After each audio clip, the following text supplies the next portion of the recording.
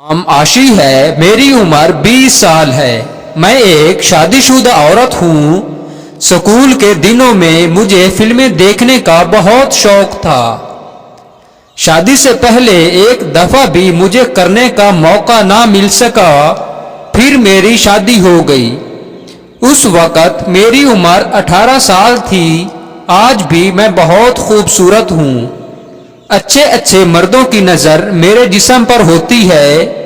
एक बच्चे की माँ होने के बावजूद भी मैं जवान लगती हूँ। मेरे शौहर एक प्राइवेट कंपनी में मुलाजमत करते हैं। जिंदगी बहुत अच्छी गुजर रही है। मेरे शौहर का तबादला किसी और जगह हो गया। मुझे भी उनके साथ जाना पड़ा, मगर मेरे शौहर को अभी यहाँ कुछ वक्त लगना था। वो अभी एक हफ्ता में एक बार घर आते थे। एक दिन में वो एक बार से ज्यादा नहीं कर पाते थे, जिसकी वजह से मेरी ख्वाहिश पूरी नहीं होती थी। सारा दिन उनका तो आराम करने में ही गुजर जाता था। मैं तड़पती रहती थी। कुछ अरसा तो मैं ईमानदारी के साथ जिंदगी गुजार रही थी, मगर फिर मुझको जिद हो गई और मैंने वो सब कुछ किया जिसका कोई शरीफ औरत सोच भी नहीं सकती। उस वक़्त मैं एक बच्चे की माँ बन चुकी थी। मुझे मालूम था कि सब कुछ कैसे होता है। गर्मियों के दिन थे। मेरे शौहर 2 दिन पहले ही अपनी नौकरी पर गए थे और उस बार मेरे साथ कुछ नहीं करके गए। उनके जाने के बाद मेरा दिल मचल रहा था कुछ करने के लिए, मगर कुछ नहीं सूझता था कि क्या करूं। मैं घर में अकेली होती थी। मैं लेटी टीवी देख रही थी। मैंने उस वक़्त कमीज शलवार पहनी हुई थी। मैं बहुत बारीक कपड़े पहनती थी जिसमें से सारा जिस्म नजर आता था। मेरे घर किसी का आना जाना नहीं था और हमारा कोई जानने वाला भी नहीं था इस मोहल्ले में। अचानक दरवाजे पर दस्तक हुई। मैं सोच में पड़ गई कि इस गर्मी में कौन हो सकता है। दरवाजे तक गई, देखा कौन है। मैंने दरवाजा खोला तो देखा कि बाहर एक बड़ी उम्र का आदमी खड़ा था। वो कहने लगा कि हम आपके साथ वाले मकान में नए पड़ोसी आए हैं और एक ठंडे पानी की बोतल मिल सकती है। एकदम मेरे दिमाग की बत्ती जली। मैंने सोचा इस बड़ी उम्र के आदमी के साथ करने की ख्वाहिश पूरी कर लूं। उसकी उम्र तकरीबन 40 साल होगी। मैंने पूछा कि आप अंदर आ जाएं, बहुत गर्मी है। उसने एक लम्हे को सोचा, फिर अंदर आ गया। मैंने उसके अंदर आने के बाद जरा सा बाहर करके देखा कि पूरी गली में सन्नाटा छाया हुआ था। मैं दरवाजा बंद करके अंदर आ गई। देखा तो आदमी मेरे पीछे खड़ा मुझे गौर से देख रहा था। मैंने सिहन में रखे एक टेबल के पास बैठने का इशारा किया। वो मुझे गौर से देख रहा था। मेरे कपड़े बहुत बारीक थे और जिस्म सारा नजर आ रहा था। मैं किचन में गई, वहां से एक बोतल और गिलास टेबल पर रख दिया, मगर इस दौरान उसको मुतवज्जा करने के लिए मैंने दुपट्टा गले में डाल लिया और बिल्कुल झुककर बोतल और गिलास टेबल के ऊपर रखा, जिससे उसकी नजर मेरे जिस्म पर पड़ रही थी। मैंने सीधा होकर उसे देखा और वो मुझे ही देख रहा था। मैंने महसूस किया कि वो पानी पीने के दौरान मुसलसल मेरे जिस्म का जायजा ले रहा था। मैं खुश हो रही थी कि काम बनता नजर आ रहा है। मैं उसे इधर उधर की बातें करती रही। बातों बातों में उसके करीब आ गई और उसके चेहरे पर हिम्मत करके हाथ फेरा। उसने मेरा हाथ पकड़ लिया और कहने लगा कि तुम क्या चाहती हो। तो मैंने भी जवाब दिया, जो एक औरत एक मर्द से चाहती है। उसकी आंखों में चमक आ गई और वो एकदम उठा और मुझे अपनी बाहों में जकड़ लिया। मैंने खुद को आजाद करते हुए कहा कि पहले नहा कर आओ। وہ باتھ روم میں نہانے کے لیے چلا گیا۔ میں نے اشارہ کیا کہ نہا کر اس کمرے میں آ جانا۔ میں کمرے میں چلی گئی اور جا کر لائٹ جلا دی۔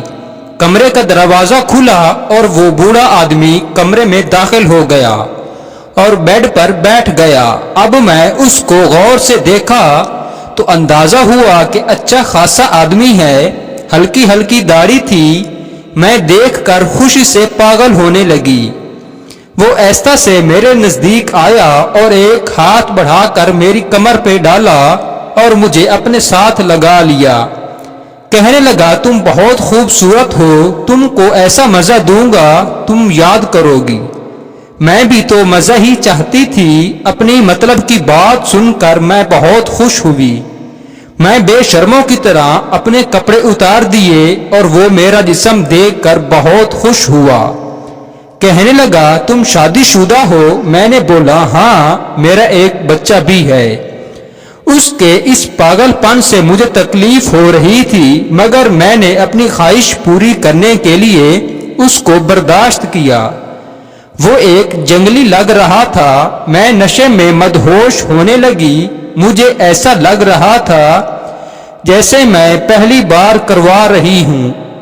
اتنی تکلیف ہے کہ برداشت سے باہر ہے۔ میں نے اس کو ظاہر تو نہیں ہونے دیا، مگر اتنا ضرور کہا ہے کہ میں اب برداشت نہیں کر سکتی۔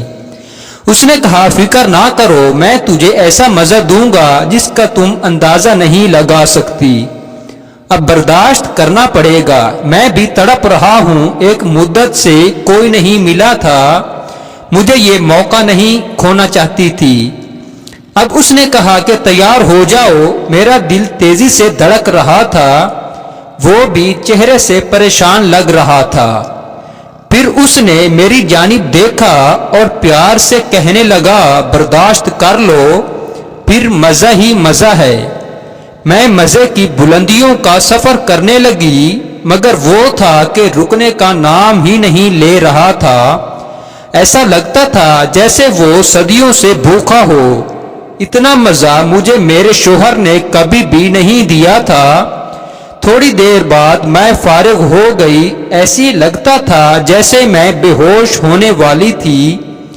میری آنکھوں کے آگے اندھیرا چھا رہا تھا۔ وہ کہنے لگا، ایسا مزہ مجھے میری بیوی نے بھی نہیں دیا تھا۔ اس کے بعد وہ اپنے کپڑے پہن کر چلا گیا۔ میں نے ہمت کر کے دروازہ لاک کیا اور واپس اسی طرح اپنے بیڈ پر آ گئی۔ پتہ نہیں کتنی دیر اسی طرح پڑی رہی۔ اس کے بعد مجھے خیال آیا کہ میرا بیٹا نہ اٹھ گیا ہو۔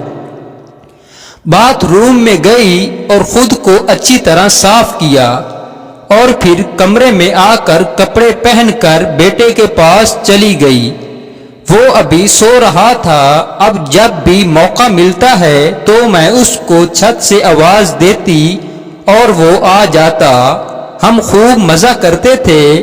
میں اس کو کبھی کبھی تھوڑے پیسے بھی دے دیتی تھی کہ کچھ کھا لیا کرو، کمزور نہ ہو جاؤ۔ کچھ عرصہ ہم یہی کرتے رہے۔ جب کبھی میرا دل کرتا تو میں اسے گھر بلا لیتی تھی۔ میرا شوہر اکثر گھر نہیں ہوتا تھا، وہ اپنے کام میں مصروف رہتا۔ اگر ہوتا بھی تو میں اس میں دلچسپی لینا چھوڑ گئی تھی۔ وہ کرائے کے مکان میں رہتے تھے۔ کہنے لگا کہ ہم کچھ عرصہ بعد یہاں سے چلے جائیں گے اور پھر تو وہاں آ جایا کرنا۔ میں بہت پریشان ہوئی۔ پھر وہ ایک دن چلے گئے۔ میں اس آدمی کو کبھی نہیں بھول سکتی۔ اس نے مجھے ایسا مزہ دیا تھا جو میرا شوہر کبھی مجھے نہیں دے سکتا تھا۔ اب مجھے عادت ہو گئی تھی باہر سے کروانے کی، کسی اور مرد کی تلاش میں تھی۔